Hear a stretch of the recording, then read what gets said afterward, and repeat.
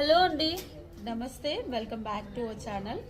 ఇప్పుడు వచ్చేసి beautiful Swarovski అండి, original Swarovski with real pumpkins వేసేసి చేయించాము. ఎంత బాగుంటుందో, హ్యాండ్మేడ్ ఐటమ్, ఒరిజినల్ బీడ్స్ వేసేసి రియల్ పంకిన్స్ వేసి చేయించాము. ఎంత బ్యూటిఫుల్గా ఉందో.